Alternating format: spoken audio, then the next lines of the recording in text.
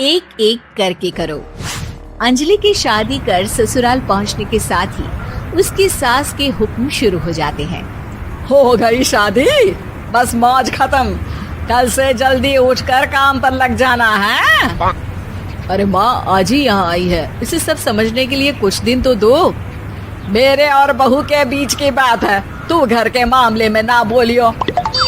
इस पर जतिन वहाँ से अपने कमरे में चला जाता है और सास अंजलि को काम की लिस्ट सुनाने लगती है। सुबह पहले घर की सफाई करनी है, फिर कपड़े धोने हैं, साथ में खाना भी बनाना है। एक की वजह से दूसरा काम रुकना नहीं चाहिए है। जी मम्मी जी ठीक है। ये कहकर अंजलि अपने कमरे में चली जाती है।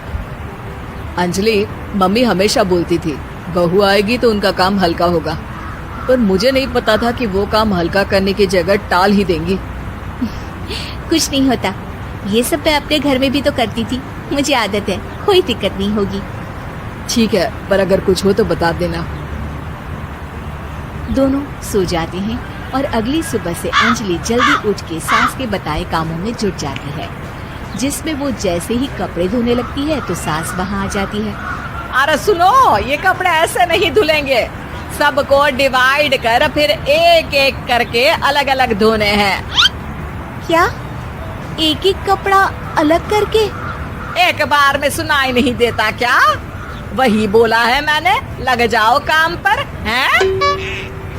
सास की बात मानते हुए अंजलि एक एक करके कपड़े धोना शुरू करती है, जिसे करते हुए आधा दिन बीत जाता है। अरे रे, सुबह से कब दोपहर हो गई पता ही नहीं चला, अभी तो खाना भी बनाना है। अंजलि भागते हुए रसोई में जाती है, जहाँ उसकी सास पहले से ही उसे खड़ी मिलती है।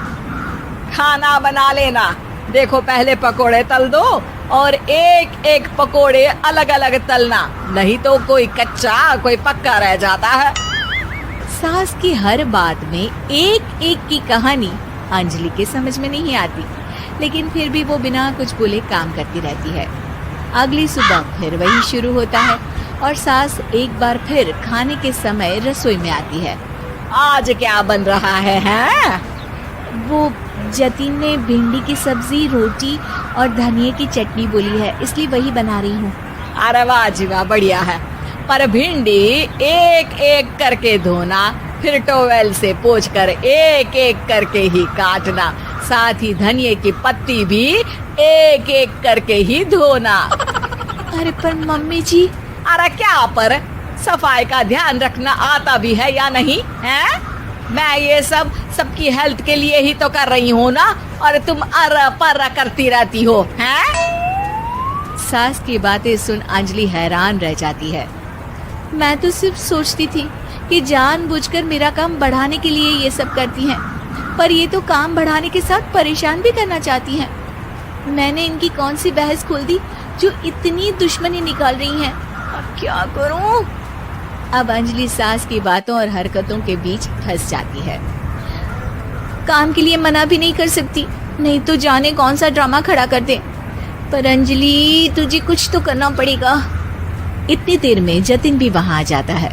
अरे कौन ड्रामा खड़ा कर रहा है और क्या करना पड़ेगा? जतिन की बात सुन अंजलि सोच में पड़ जाती है। इन्हें सच बताऊं या नहीं? पर अगर ये गुस्सा हो गए तो? वैसे भी अपनी माँ से बहुत प्यार करते हैं, फिर उनके खिलाफ कुछ सुन कैसे लेंगे? अंजलि ये सब सोच ही रही होती है कि जतिन फिर बोलता है।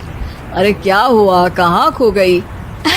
अरे नहीं कुछ नहीं, वो मैं टीवी सीरियल के बारे में सोच रही थी। यहाँ और कौन ड्रामा करेगा? अरे तुम भी ना, चलो मैं चलता हूँ। इसके बाद कुछ दिनों तक अंजलि सास को सबक सिखाने के लिए अलग अलग प्लान सोचती रहती है, पर उसे सास के एक एक करके काम करवाने की आदत बंद करने का कोई तोड़ नहीं मिलता। अगर ऐसे ही चलता रहा तो कहीं मैं एक दिन अपने सिर के बालों को भी एक एक करके सुलझना ना शुरू कर दूं। पगली हो गई है क्या? अकेले में क्या बड़बड़ किए जा रही हो? वैसे आज खाने में क्या है? आलू की सब्जी।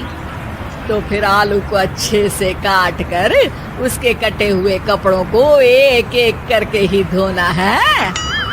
बिल्कुल, इसे कैसे भूल सकती हूँ? मेरे जी का जंजाल। अरे बातें कम काम ज्यादा है।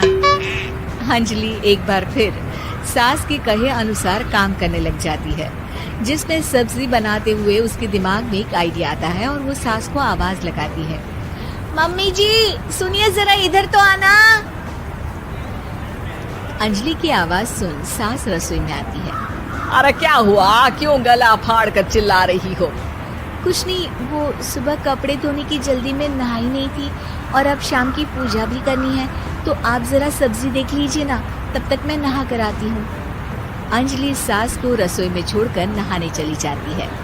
इसी तरह देखते देखते 4 घंटे बीत जाते हैं, लेकिन अंजलि बाथरूम से बाहर ही नहीं निकलती, जिसे देख सास उसे आवाज लगाती है। अरे बाथरूम में ही समाधि लगा ली क्या? यहाँ सब्जी बनकर ठंडी भी हो गई और अभी तक तेरा नहाना खत्म नहीं हुआ। मम्मी जी जैसे आप कहती हैं ना, मैं वैसे ही एक एक करके अपने बाल शैम्पू कर रही हूँ।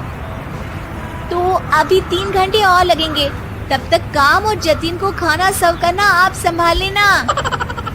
इस तरह अपने नहले पर बहू का दहला देख सास शॉक्ड रह जाती है, जिसके बाद से घर में एक एक करके करने का आलाप बंद हो जाता है।